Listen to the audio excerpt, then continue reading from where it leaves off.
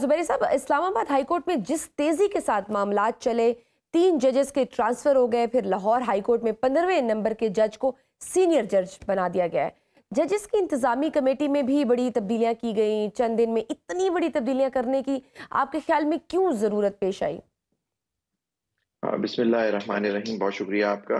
देखिए, इसमें सारा आपको पता है, ये सारा जो इशू उठा था, ये उन 6 जजों का इस्लामाबाद हाई कोर्ट के, जी। जिन्होंने खत लिखा था कि उनके काम में मदाखलत होती है। हम्म। वहाँ से ये इशू आपको याद होगा, पिछले चीफ जस्टिस ने सू मोटो उठाया भी था, लेकिन फिर उसके बाद उसमें कोई कार्रवाई आगे नहीं हो सकी। और इसी वजह से ये सारी तब्दीलियां करने की जरूरत पेश आई है कि आप देखिए 15 नंबर से जजेस और जजों का एक तो ये इशू है कि क्या उनको फिर से हल्फ लेने की जरूरत है। ये एक इशू उठा हुआ है कि हम्म। अब क्योंकि उन्होंने अपना अपना ओथ अपना जो पहले हल्फ लिया था अपने मुख्तलिफ हाई कोर्ट्स में लिया था, फिर आप देखिए वहां से जूनियर जजेस वगैरह को उठा के आपने ला के ले दिया। मेन मकसद ये है कि किसी तरह ये जो इन 6 जजों में से जो लोग हैं उनमें से चीफ जस्टिस ना बनाया जा सके। ये मेरा एक तज्जिया है। और उसका मेन इशू ये है कि उसमें से इन्हीं को सुनने में यही आ रहा है कि जस्टिस डोगर को ही वो चीफ जस्टिस बनाना चाह रहे हैं। और आज इंतजामी कमेटी में जो नोटिफिकेशन आया, उसमें जो जस्टिस डोगर, जस्टिस सुब्रो जो सिंध से हैं, जो वो जूनियर मोस्ट जजों में हैं, जी। उनको एडमिनिस्ट्रेटिव कमेटी का मेंबर बना दिया गया। और अब आप देख लीजिएगा, कुछ दिनों में पार्लियामान जो है वो एक इस्लामाबाद हाईकोर्ट में कॉन्स्टिट्यूशनल बेंचों की भी अप्रूवल दे देगी जॉइंट सिटिंग में। उसके बाद कॉन्स्टिट्यूशनल बेंचेस बन जाएंगे जो ये सारे मामले सुनेंगी। और उसमें यही जो जजेस हैं, ये जो आए हैं और जो अभी रिसेंटली अपॉइंट हुए, वही उसके मेंबरान होंगे। इन 6 जजों को उसमें से हमारा व्यू है कि उसमें से हटा दिया जाएगा। तो इस तरह से पूरा ये कोर्ट जो है कंट्रोल में आ जाएगा। और आपको पता है, हमारी 26वीं आईनी तरमीम का केस अभी पेंडिंग है। उसमें फैसला होना है कि जुडिशल, क्योंकि देखिए सारा जो इशू आ रहा है वो जुडिशल कमीशन का आ रहा है कि हम्म। उसमें उसमें आपने पार्लियामान और एग्जीक्यूटिव को आपने अक्सरियत दे दी है। बार काउंसिल के जो मेंबरान उन्हीं ग्रुप के लोग होते हैं, वही उसमें अक्सरियत में होते हैं। वो वहां से जो वो लोग कहते हैं हुकूमत, और वो उसको फॉलो करते हैं, तो जजेस माइनॉरिटी में आ जाते हैं। तो अब ये एक यही चीजें आपको सुप्रीम कोर्ट में पेंडिंग है। पता नहीं वो केस कब लगता है, बिल्कुल सही, लेकिन क्योंकि जब तक ये जो नई सीनियोरिटी लिस्ट है, इस पे बड़ा एतराज उठाया जा रहा है। जजेस का मौक़िफ़ है कि जब जजेस का ट्रांसफर होगा तो नया हलफ लेना होगा और नया आने वाला जज जूनियर कंसिडर होगा। आप एक तो ये रहनुमाई फरमा दें कि ये कॉन्स्टिट्यूशनली ये ठीक बात है या ये नहीं, मतलब जो कुछ हुआ है ये बिल्कुल ठीक हुआ है, कॉन्स्टिट्यूशन के अकॉर्डिंगली हुआ है, या अगर जो जजेस का मौक़िफ़ है इस जाविये से देखें तो ये फिर गैर आईनी तैनातियां होंगी?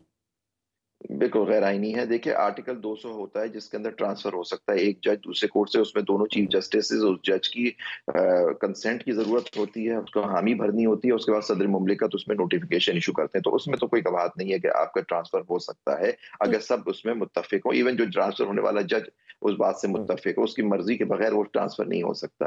लेकिन देखिए, जब मैंने एक जज हूँ, एक सिंध हाई कोर्ट के एक जज हैं, ये इस्लामाबाद हाई कोर्ट के जज हैं, जब वो वहां वोट लेते हैं तो उस कोर्ट का वोट लेते हैं कि जी मैं इस वोट में देखिए यहाँ ये इशू है कि क्या ट्रांसफर एक नई अपॉइंटमेंट हो रही है उधर, तो ओथ की जरूरत है, हो सकता है। दूसरा एक आर्गुमेंट ये भी हो कि ये तो कोई नया, ये तो सिर्फ ट्रांसफर है, ये कोई अपॉइंटमेंट नहीं है उस कोर्ट में। तो क्योंकि ट्रांसफर आर्टिकल 200 है, उसमें कोई और आइन में कोई इसमें कोई रिक्वायरमेंट भी नहीं है कि जी आप उसमें फिर से हल्फ लिया जाए। लेकिन एक दूसरा व्यू ये है कि क्योंकि ये ट्रांसफर होते हैं, आप एक और कोर्ट के आ रहे होते हैं, आपने वहां हल्फ लिया होता है, तो आपको फिर से हल्फ लेना है तो आप जूनियर हो जाएंगे। जैसे कि law must be implement in according to letter and spirit, तो शायद मसला यहाँ नियत का है। जी, मैं देखिए सारी जो कोशिश हुई है वो अदलिया को अपने ताबे करने का, उन्होंने उसमें कामयाब हो गए। 26वीं आईनी तरमीम की इसलिए गई थी कि इस अदलिया को टोटल अपने कंट्रोल में कर लिया। आपने जगह जहां जहां कॉन्स्टिट्यूशनल बेंचेस बनी है, उनके अपनी मर्जी के जुडिशल कमीशन ने उनमें जजेस अपॉइंट कर दिए, सीनियर जजेस को उसमें से बाहर कर दिया गया। सुप्रीम कोर्ट में भी कॉन्स्टिट्यूशनल बेंच बनी हुई है। तो आप ये देखिए ना, सारे चीजें तो कंट्रोल में इनके आ गई। और देखिए इसका इशू मुश्किल क्या है कि जो हमारे जो ज्यादा जो कॉन्स्टिट्यूशनल पटिशन होती है वो तो होती ही सरकार के खिलाफ है या उनके डिपार्टमेंट के खिलाफ, या किसी एक्ट को चैलेंज करने का, किसी कानून को चैलेंज करने का। और वो जो है वो आप सरकार के खिलाफ ही करते हैं, हुकूमत के खिलाफ करते हैं। तो वो जो फिर वो आप उनके खिलाफ कर रहे हैं और उन्हीं के उनके अपॉइंट जो उन्होंने बेंचेस बनाई हैं उसके सामने उसकी सुनवाई होगी। तो ये क्या सही बात है? आपने अभी फरमाया कि जी इंसाफ होता हुआ नजर नहीं होना नहीं चाहिए, होता भी नजर आना चाहिए क्या आप एक्सपेक्ट कर सकते हैं उस बेंच से, जो हुकूमत ने खुद अपनी मर्जी से बनाई है, कि उसके खिलाफ वो केस सुनेंगे और उनके खिलाफ फैसला करें? चलिए, ट्रांसफर तो हो गए, जजेस कमेटियों में भी तब्दीलियां हो गई। अब आगे क्या होगा? 10 फरवरी के बाद अगर मौजूदा इस्लामाबाद हाई कोर्ट के chief justice Aamir Farooq supreme court जाते हैं और justice Sarfaraz Dogar chief justice बनते हैं, तो फिर क्या जजेस का क्या मजीद आपको लगता है कोई रद्द अमल आ सकता है? देखिए, हाँ, बिल्कुल, क्या आ सकता है, मतलब रद्द-ए-अमल तो यही होना चाहिए कि वो अपनी जद्दोजहद तो जारी रखें। मैं नहीं समझता कि किसी को इस्तीफ़ा देना चाहिए, क्योंकि आप सिस्टम के अंदर रह के अपनी जद्दोजहद कर सकते हैं, सिस्टम से बाहर आके नहीं। तो अब इसमें देखना, ये देखिए, अभी तो सीनियरिटी का मामला पेंडिंग है, लेकिन देखिए, अगर वो अब ये इश्यू कहाँ डिसाइड होगा? 10 तारीख में, अब इतने ज़्यादा दिन तो रह नहीं गए, 5 दिन की बात है। तो उस वक़्त अगर ये एलिवेट हो जाते हैं, फिर फौरन, क्योंकि एक हाई कोर्ट चीफ जस्टिस के बगैर तो ताइन चल ही नहीं सकता। वकला भी इस सारे मामले में हमें तकसीम नजर आते हैं। इस्लामाबाद बार तो मुतहद है, लेकिन सुप्रीम कोर्ट बार ने तो इन ट्रांसफर्स को खुशाइन करार दिया है। तो आप भी सुप्रीम कोर्ट बार के सदर रहे हैं, ये तजाद क्यों है? और जब तक वकला इकट्ठे नहीं होंगे, आपको नहीं लगता इस तरह के मजीद इकदामात होते रहेंगे? बिल्कुल होंगे, आप सही बात कह रही हैं। देखिए, वकला मुत्तहद नहीं है। देखिए, सुप्रीम कोर्ट बार का जो रोल होता है, वो आइन और कानून की बालादस्ती के लिए होता है। लेकिन इस वक़्त जो सुप्रीम कोर्ट की जो लीडरशिप है, सुप्रीम कोर्ट बार की लीडरशिप है, वो टोटली कंट्रोल्ड है। वो इंडिपेंडेंट ग्रुप है। उसके लीडर हैं जनाब तारड़ साहब, जो लॉ हाँ जी, मियां मिनिस्टर हैं। फता। तो उनके ही ग्रुप के आदमी, लेकिन आगे की बात यह है कि Islamabad high court bar, Islamabad district bar और इस्लामाबाद बार काउंसिल भी उन्हीं ग्रुप से इल्हाक है उन लोगों का। लेकिन वो एक आइन और कानून के, मैं सलाम पेश करता हूँ इन तीनों बार एसोसिएशन, दोनों बार एसोसिएशन और बार काउंसिल का, कि वो आइन और कानून की बालादस्ती के लिए खड़ी हो गई हैं और अपने ग्रुप से हटके, ग्रुप बंदी से हटके, ग्रुप पॉलिटिक्स से हटके, बार की ग्रुप पॉलिटिक्स से हटके वो आइन और कानून के साथ खड़ी हैं। और ये कह रहे हैं, इस तरह के जो तबादले हो रहे हैं, ये जुडिशरी को दबाने, कंट्रोल करने के लिए हो रहे हैं। इसमें कोई आईनी और कानूनी बात नहीं है, सिर्फ और सिर्फ अदलिया को अपने ताबे करने के लिए।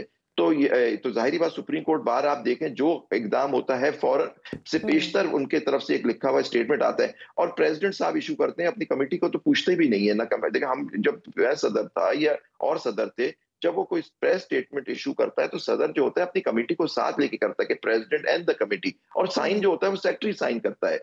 यहाँ आज प्रेसिडेंट साहब हर चीज खुद ही कर रहे हैं, मतलब वहाँ वन मैन शो है। तो हाँ, ही डेमोक्रेसी नहीं है सुप्रीम कोर्ट बार में। अच्छा जुबैर साहब, सुप्रीम कोर्ट में भी हमने देखा है कि खत कदापत का नया सिलसिला शुरू हुआ है। जजेस के खिलाफात शिद्दत इख्तियार कर गए हैं। जस्टिस मंसूर अली शाह से केस दूसरी अदालत ट्रांसफर कर दिया गया।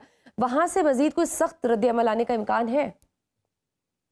जी, मैं पर्सनली इसके बारे में कुछ नहीं कह सकता, लेकिन खतों किताबत होती है। ज़ाहिरी बात, ये 26वीं तरमीम में जब सुप्रीम कोर्ट के अंदर ही एक तकसीम कर दी गई, तो ज़ाहिरी बात, इख्तिलाफ तो खुद ही क्रिएट हो गया। कॉन्स्टिट्यूशनल बेंच है, अब ये इशू होता है कि कौन सा वहां जाएगा केस, क्या नहीं जाएगा, तो बाकी जजेस क्या करें। और कॉन्स्टिट्यूशनल बेंच गवर्नमेंट ने अपनी मर्जी से बना दी है। तो अब आप देखें, तो इसमें इख्तिलाफ तो आएगा। आपने सारे सीनियर जज, सारे जो 3 सीनियर जजेस हैं, इंक्लूडिंग चीफ जस्टिस, उसको उनसे बाहर कर दिया गया, उन कॉन्स्टिट्यूशनल बेंच से।